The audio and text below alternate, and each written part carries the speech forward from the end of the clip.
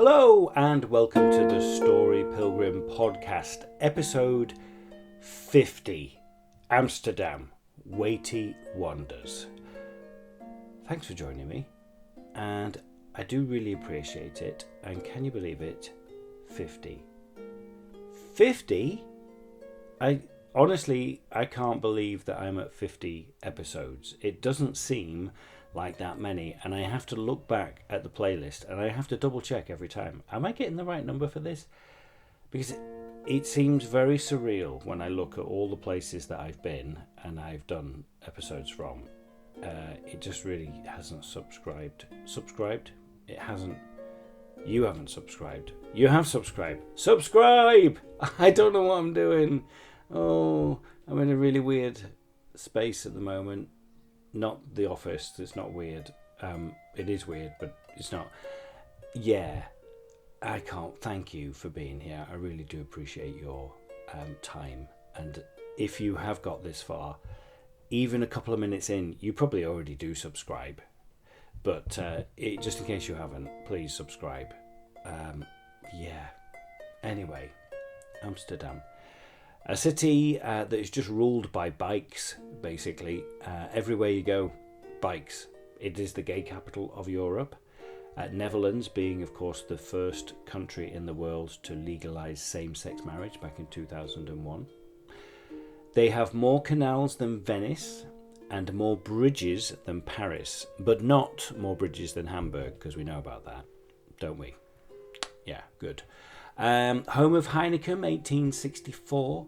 And if you want a coffee, don't go to a coffee shop. Nah, you need to go to a koffiehuis. Yeah, that's not me taking the mick of the accent. You actually have to go to a koffiehuis, not a coffee shop. You're going to get something completely different when you go to a coffee shop, believe me. Anyway, I was there for none of that malarkey. No, I was there for another reason entirely. Well, good morning. I am at Heathrow, not for work, but, well, it is for work, but it's kind of my acting work. So I am off to Amsterdam for a shoot for a company that I've been speaking to for quite a while now, and it's never really happened, but it has happened, and it's happened really quickly. They got in touch last week and were like, yeah, we're ready to go, when can you get here? So I've had to get flights on standby, and I've got a mixture of going out with KLM and coming back with BA, but it feels like standby is like the modern purgatory, in that you just don't know what the heck's going on. And then, like, I get really worried about, am I going to be able to get out there? And last night I just go on the KLM app and it allowed me to check in. So I got my seat, which is fine. It just means it's going to be interesting coming back. But the nice thing about it being Amsterdam is there's quite a lot of flights every day. But it's one of those instances where I kind of go, what am I doing to myself? I'll let you have a look around here. We are in Terminal 4. There's my bag. That's all I need for the day.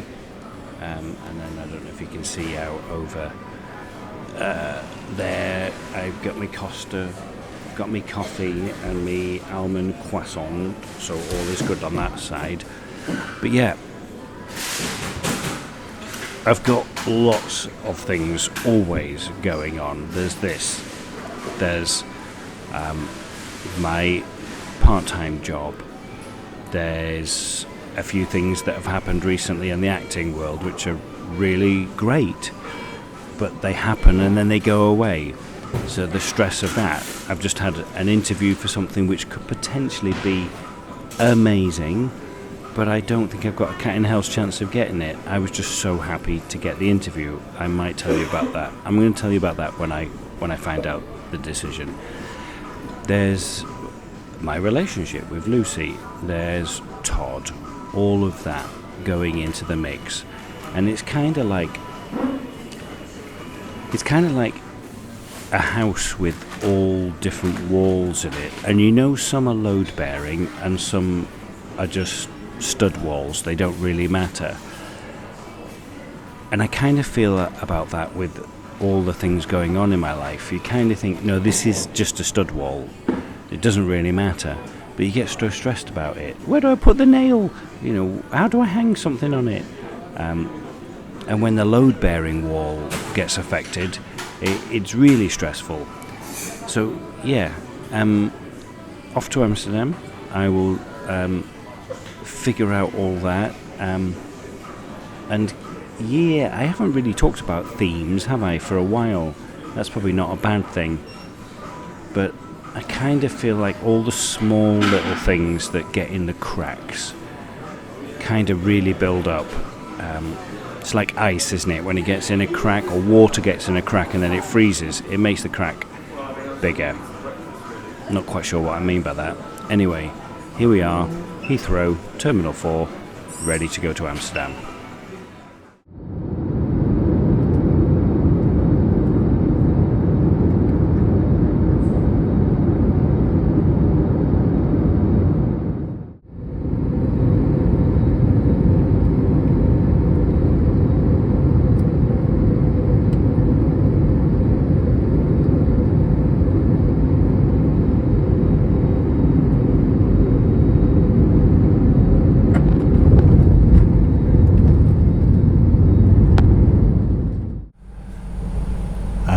Welcome to a very grey Amsterdam, and as I have just made my way through the airport, I'm think of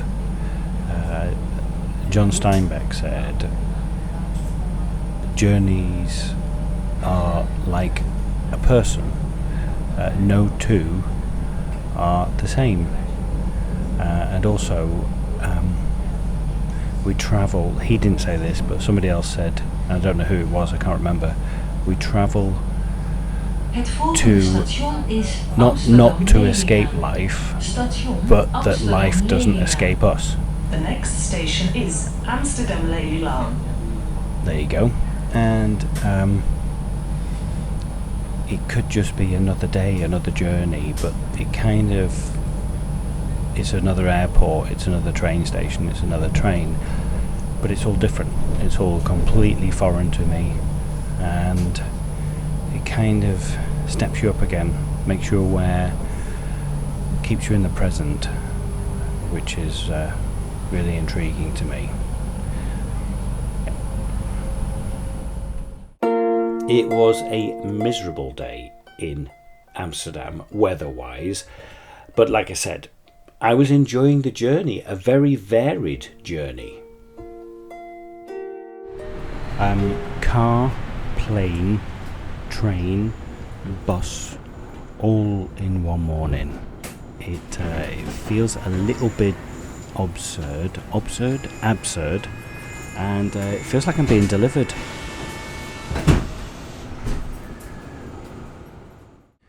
So, 7 hours ago, I was at home in bed in Brighton. Now, here I am in Amsterdam. It was interesting when I got off the train. The train that I got off was then going to Hoopdorf, and Hoopdorf is where the librarian from Underneath the Lintel is from. So that was quite fun for me to see that. But, you know, I'm here for a job, and hopefully I will get paid, he says, hopefully. But I'm also thinking about what is the emotional currency that I am spending, that I am involved with here. There's kind of like an impermanence, like an obligation that, you know, I have to work, I have to pay the bills, but at what cost does that come? That is my choice. It's my choice as an actor, and the choice that I have as this career. it's really, I don't know. It's just going around in my head. It's been a lot of turmoil the last couple of months, I don't know if I've said, but my mum's cancer has come back, and that throws another curve ball in there. She's an amazing woman. She's 79. She had it when she was 2006, when it was in her bowel. Then she had it later, like 2021, in a kidney. Had a kidney removed, and now it's back, and it seems as though it's in her stomach and possibly bowel. They're not 100% sure. So anyway, there's a lot of crap going on. I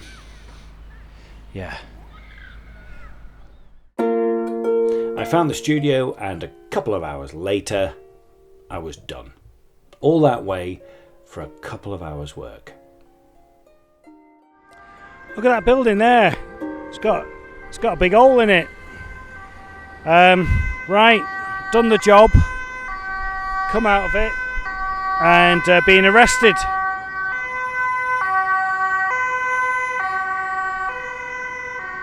Politi. It's a polite police. It's one of those ones now kicks in the imposter syndrome, where I go, oh, did I do a good job? I don't know. I mean, everybody again, yeah, it was great, well done, you flew through that, and you go, did I? Could we have done it better? All these type of things. I kind of feel like there's on the other side there was a graffiti of a rat, like a terrified rat. It's kind of how I feel right now. But all done, and now I can head back to home. It's a really lovely city. I don't know if you can see on that side, you've got all those small little houses and floating houses, and then over here that you've got going down towards the main train station and the main waterway with the ferries and boats on it. It's very busy. It is a very busy city, but also a very calm city. It's not a very tall city. Like the fact that fan's just there. Just can you see that fan on the edge down there? Just doing its thing in the wind. Just being there and enjoying life. So I have checked in for my flight. Got a seat, so that's good. Over the last month or so, I've been in the process of applying for a PhD studentship with Aberystwyth University and the National Botanical Gardens of Wales with regards to a nature reserve there, and the possibility of trying to get more people to go to this nature reserve through what I do as a storyteller. It absolutely fits the story Pilgrim and what I'm doing with that with regards to real stories, connection to nature, feelings, and the land. And I put the proposal in. I had a chat with one of the supervisors, worked really hard on the proposal, and I was just happy with that and was hoping that maybe I might get an interview. I got an interview, and I had that a few days ago, and I really was very nervous about that. There was a panel of 6 people on there, but I felt it went really, really well, and I've just found out that I didn't get it. There's no real surprise in that, but it's hit me really hard because I was so excited about the potential of doing this. Not to get the PhD, I mean that would be phenomenal, but what this particular studentship was doing really fits everything that I've been working on for the last 4, 5 years, a lifetime really.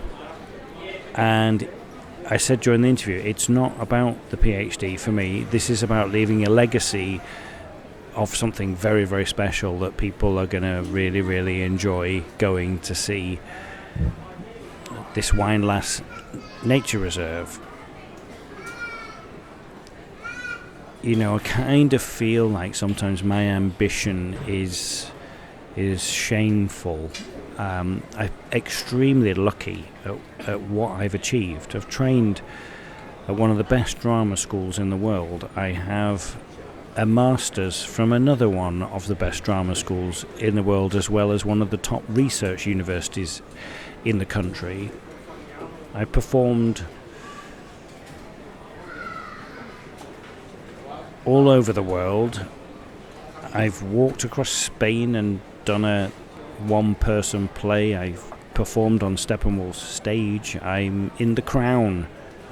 I'm the voice of the Purina cat. But it's never enough. It's not a question of it being enough. It is enough. I am enough. But when you get these moments, it just leaves a massive hole. And it'll be fine. I'll be fine. It'll be absolutely okay. It would have been a huge mess of like trying to figure out what do I do with this now, logistics-wise, with being in Brighton. And anyway, don't need to worry about that, do I? So I've got a few hours to wait here at the airport and to grab my flight back to home. I'll just let everything sit quietly for a bit. And I've had a piece of pizza, so that's okay. And I've got me San Pellegrino limonata.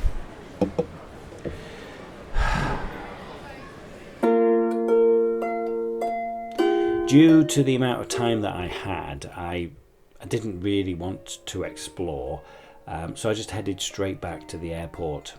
The flight home was uneventful, and I was glad to be back to something I call the norm, and something else that I call Todd.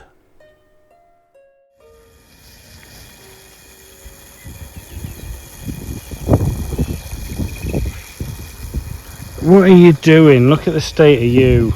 I look up for 1 minute and you get yourself all tangled up. Oh dear, what a day. I wanted to try and show the sound of the electricity there buzzing away. We are out. Oh, not very good camera work at all. It's been a very long day. It's nearly 10 o'clock at night and he's been on his own for a while, so need to take him out. And everything looks so much different at night time, doesn't it? Yeah, different perspective again. Talk about that. Anyway, got to concentrate on him. But yeah, what a day. Lot to unpick and let it sit. Now this is an area that he goes in and finds something to eat, so got to pull him out. Well, not pull him out, but make sure he doesn't go in anymore. And that was it. Planes, trains, buses, puddles, pizza, voices. A whole day spent orbiting purpose, all for 2 hours in front of a camera in a city that smelled of rain and hashish. Now maybe that's the point. Not everything needs to build towards something. Not every journey is a breakthrough. Sometimes it's just a Tuesday with receipts, wet socks, and a nervous pizza in an airport food court. We like to think that travel changes us, but sometimes it just makes us tired. And yet, somewhere in the ache of the moving from A to B, then back again, something settles. Not a lesson, not a revelation, just a reminder that you showed up. You got on the flight, you did the work, you came back. Back to Todd, perpetually sniffing the same bush with the intensity of a philosopher deciphering the cosmos. Back to Lucy, who deserves a medal and possibly a weekend in silence. Yeah, the silence, the slow, soft thud of the world not needing anything from you for a moment. And that's the wonder, isn't it? You know, all of Amsterdam's canals, the bikes, the cheeky murals, but the space in between it all, the hole in the building, where effort and insignificance collide in a way that feels just human. So, here's to the jobs that barely make sense on paper, the journeys that cost more than what I actually get paid, and the strange gift of having someone and some scruffy four-legged friend waiting for you at the end. The story Pilgrim was written, walked, talked, produced, directed, edited by me. Anya Backer provided us the stunning music on Sean the Harp. For anything about us, just Google The Story Pilgrim. You'll find us. Thank you so much. Keep listening, and buen camino.